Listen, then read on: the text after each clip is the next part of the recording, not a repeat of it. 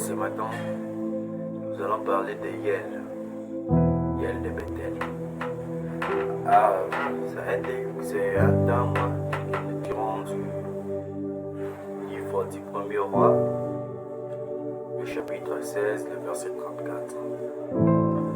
La pluie descendant Yel de Bethel bâtit Jéricho. Il imposa les fondements au prix d'Abiram, son premier-né, et il imposa les portes au prix de Sécub, son plus jeune fils.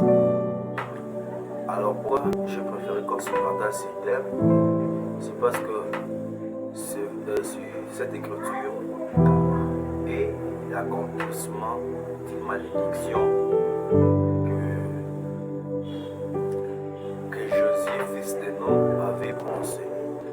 Après que l'Éternel y écroulé devant eux la muraille de Jéricho, Josué, fils de Nun, s'éleva et dit: On y soit devant l'Éternel, chaque personne qui se lèvera pour rebâtir cette muraille.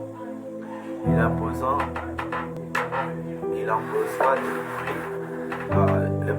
les portes, les fondements au prix de son premier-né, et il en jettera les portes au prix de son plus jeune fils.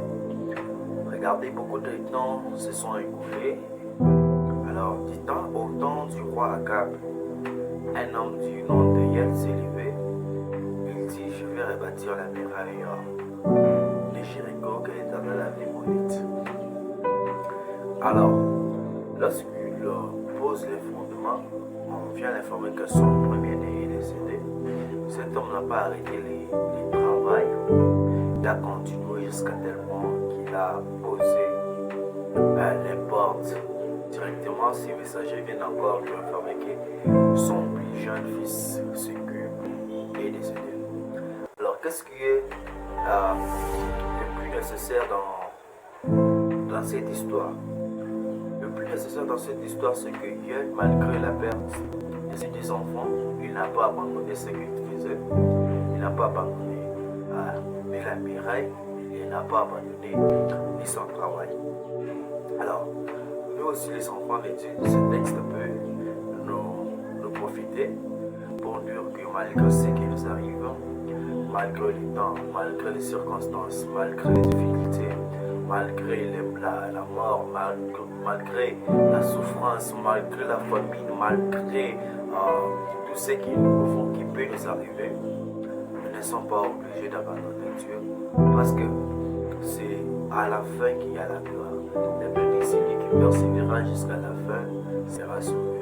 C'est à la fin qu'il y a la gloire. Donc nous devons apprendre à vivre avec Christ dans les moments difficiles. Nous devons apprendre à vivre avec Christ dans les moments faciles.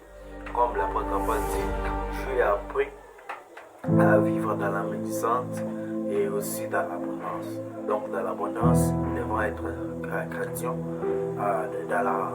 Dans la souffrance, chrétiens encore.